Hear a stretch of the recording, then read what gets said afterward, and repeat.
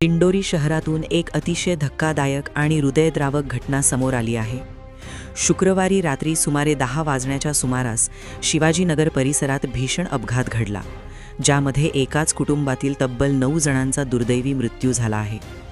मिळालेल्या माहितीनुसार शिवाजीनगर येथील राजे बँक्वेट हॉलमध्ये वडजे क्लासेसच्या वतीने वार्षिक स्नेहसंमेलन व गुणगौरव समारंभ आयोजित करण्यात आला होता।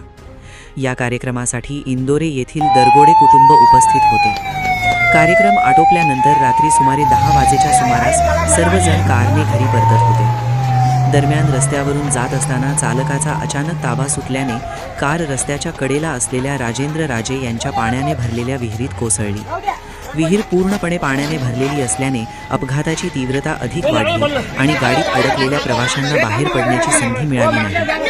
घटनेची माहिती मिळताच तहसीलदार मुकेश कांबळे, पोलीस निरीक्षक भगवान मथुरे, मुख्याधिकारी संदीप चौधरी यांच्यासह स्थानिक प्रशासन, नगरपंचायतीचे अग्निशमन दल, पोलीस आणि आपत्ती व्यवस्थापन पथक तातडीने घटनास्थळी दाखल झाले। नागरिकांनीही मोठ्या संख्येने धाव घेत मदत कार्य सुरू केले।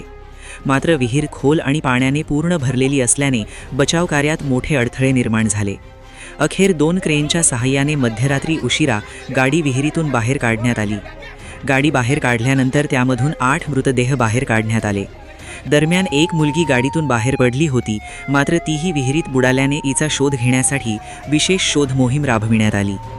या अपघातात मृत्यू झालेल्यांमध्ये सुनील दत्तात्रेय दरगोडे वय 32, त्यांची पत्नी रेश्मा दरगोडे वय 27, मुलगी राखी उर्फ गुणवंती वय 10, तसेच पुतणी माधुरी अनिल दरगोडे वय 13 आणि श्रावणी अनिल दरगोडे वय 11 यांचा समावेश आहे। तसेच आशा अनिल दरगोडे वय 32, त्यांचा मुलगा श्रेयश वय 11, मुलगी सृष्टी वय 14 आणि पुतणी समृद्धी राजेश दरगोडे वय 7 यांचाही या दुर्घटनेत मृत्यू झाला आहे। घटनास्थळी NDRFची टीमही दाखल झाली होती आणि बचाव कार्य रात्री उशिरापर्यंत सुरू होते।